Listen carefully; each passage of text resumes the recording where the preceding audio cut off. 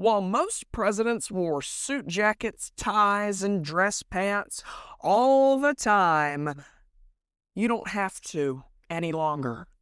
Because Presidents Unplugged has merch. If you want to check out some new shirts to buy as a nice gift for somebody in your family or just something that you want yourself, go to presidentsunpluggedmerch.com to check out new shirts, hoodies, crew necks, and anything else that you can dream of. Now in many more colors and new designs coming soon. I'm very excited for the President's Unplugged merch store to finally be open. Now, let's get back to the show.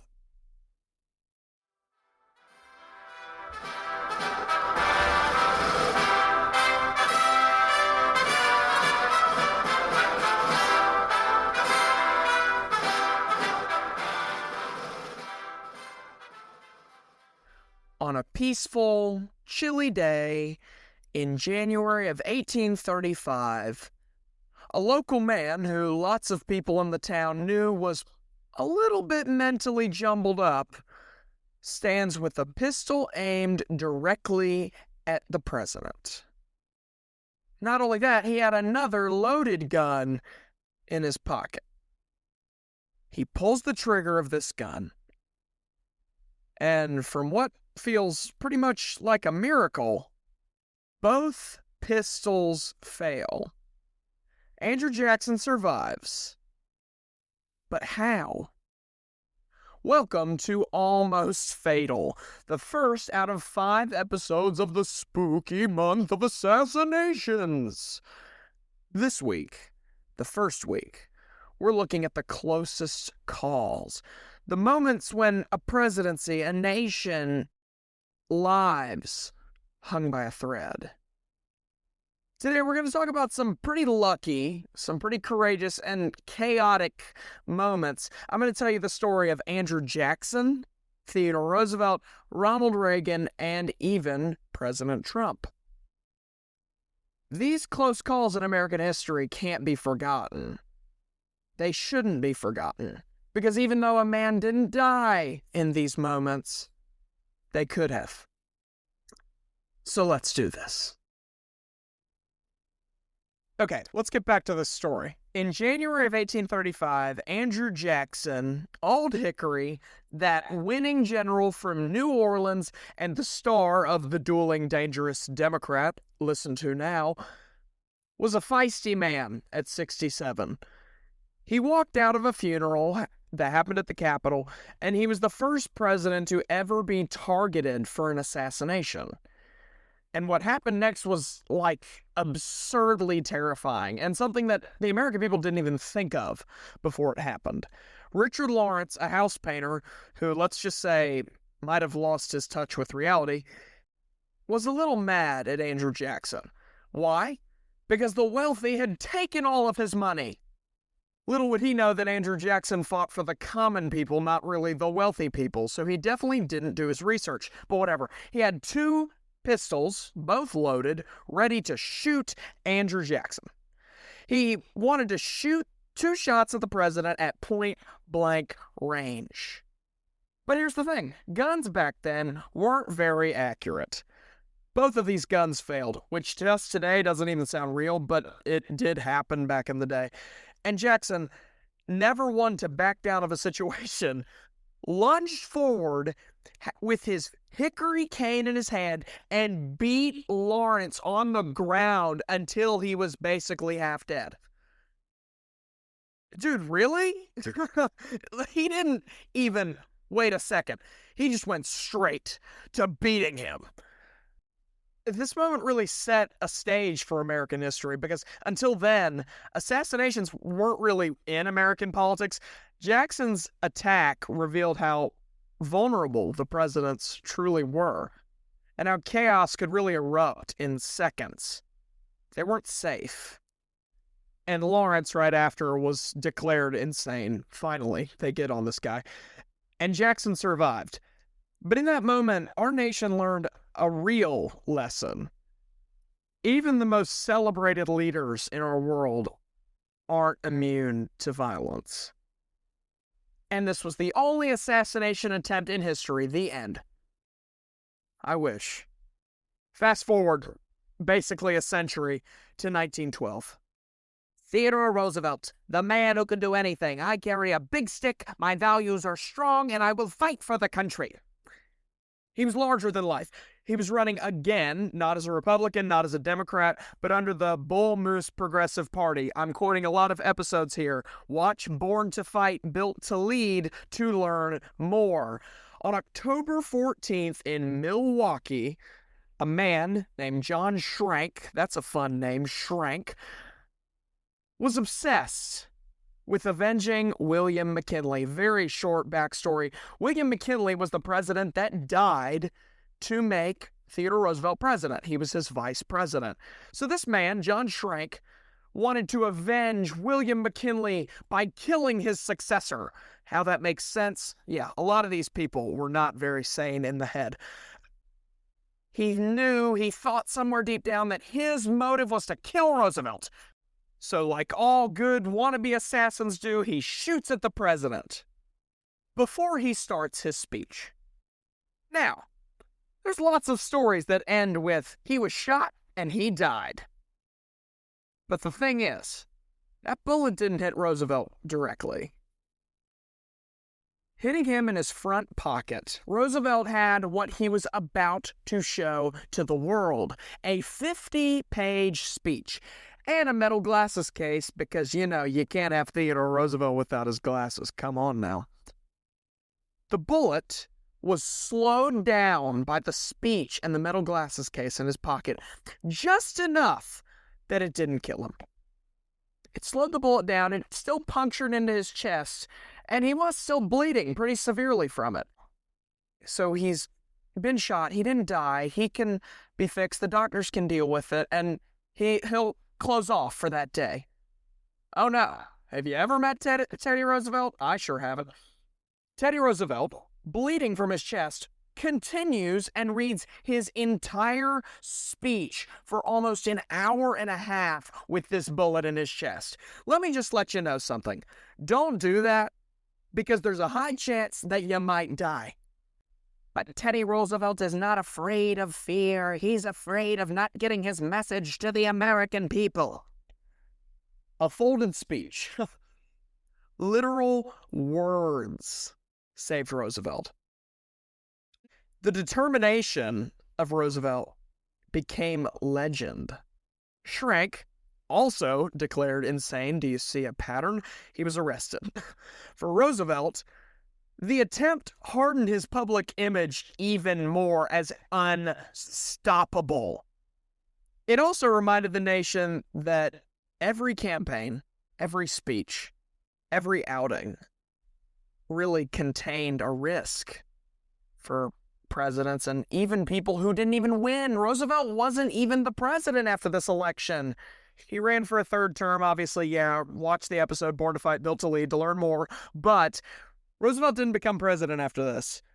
But even if he didn't become president, it still reminded the people what a legend this man truly was.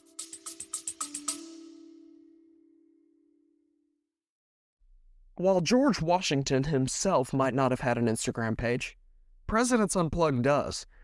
If you want to see some presidential content and overall updates on the show, come to the Instagram at presidents_unplugged. See you there.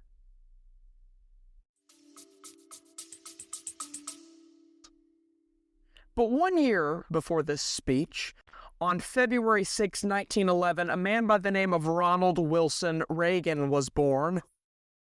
And we need to fast forward a little bit, don't we? March 30th, 1981. We're in the pretty much beginning of Ronald Reagan's term, an actor turned president. But since Roosevelt's assassination attempt in 1912, times had changed. Cameras were everywhere, 24-hour news on TV. Security had really increased for the president, after Kennedy's assassination. Wait. President Kennedy got assassinated?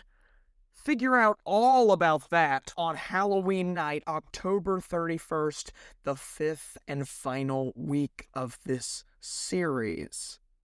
Whoa, Reagan. So, Reagan, after giving one of his very common, humorous, funny speeches, he was outside the Washington Hilton, walking to his car when he was shot by John Hinckley Jr. Immediately, the first thing people thought of, Secret Service, everyone, put Reagan in the car. Reagan. Reagan wasn't the only one injured in this gunfire. Reagan's press secretary, James Brady, was critically wounded because there were multiple shots fired. And that later sparked something we know today as the Brady Bill, which is a great piece of legislation, by the way. The Brady Bill's goal is to keep handguns. Keep guns out of the hands of violent criminals. Oh my gosh, it almost makes sense. And just to put one more Reagan wit joke in there, because whenever I have a Reagan opportunity, I pretty much have to. So Reagan had to get a bullet removed from this. It was pretty deep in his chest, so they had to have a surgery where they put him to sleep. Reagan was in that operating room with a ton of doctors surrounding him, and in that moment where he was about to go under for the surgery, he looked at all of them and said, "I hope you're all Republicans." And he went to sleep. I love Ronald Reagan. I can't wait to do his episode. Reagan was a legend, and funny enough, all these people who have been shot and survived are extremely resilient men, and we need to respect their courage through such trauma and such terrible events that were put onto them. But now, what's new in the news? Like July of 2024 new. The most recent presidential assassination attempt was on July 13th, 2024. Similar to Roosevelt, Trump wasn't technically our president when this happened, but he was a former president who became president, so it works out. Trump was speaking at a rally in Butler, Pennsylvania, when Thomas Crooks fired a shot from a nearby rooftop. The bullet grazed Trump's ear. Now, I just want you to sit back and think for a second. Trump, in that moment where that gun fired, turned his head in a way that he never really did. So it's kind of just luck. And if he didn't turn his head, it would not have been good. And here's the difference between this assassination attempt and other assassination attempts. We now live in a world of social media where clips of people getting brutally murdered are shown to us on our feeds. What a great world we live in. Donald Trump, in this moment, I know for some it's not great. For Trump, it actually boosted him in some ways. Trump rose off the ground after being shot, raised his fist in the air, blood dripping down his face, and a cameraman took one of the most epic pictures in history. Look it up. It's stinking awesome. It was history captured in real time. This could have ended Trump's life. All these assassination attempts I'm talking about could have ended these people's lives. But the reason I'm mentioning them is just to show how strong they were in these terrible moments. Trump, Teddy Roosevelt, Reagan, Jackson, if the guy actually fired a bullet, they were inches away from death. Yet they stayed calm in the moments where not many would. And that is why I mention them, and that's why I praise them as much as I do. Assassination attempts, even though I'm only mentioning 4 today, there's a lot in history. There was a couple against Obama, there was some against Truman, there was a lot around the Civil War times. There's a ton that I couldn't mention that I really would love to one day. But here's the thing. I'm telling you these things today before I talk about 4 of the biggest dates and events in American history. It matters that we know these assassination attempts, even if they didn't end the life of one of our presidents, they matter. They tell us the time period. They tell us how people have reacted to presidents over history. They tell us how we've perceived security. There's so much in the American story that can be put together to explain stuff. And to sum it all up, presidential assassination attempts, even if they didn't kill a president in the process, are still very important. And we as Americans need to know them and study them to openly perceive and protect our leaders in the future. And that is why almost fatal presidential assassination attempts are so important. Tune in next Friday as we talk about James Garfield, the man who was shot in a train station by an insane man. He's in the hospital. Oh my gosh, he might get better. If one doctor didn't screw up and possibly end his life. Learn about that and much more next week on Presidents Unplugged. I'm Ty Svensson, and I'll see you next week in the Spooky Month of Assassinations. God bless.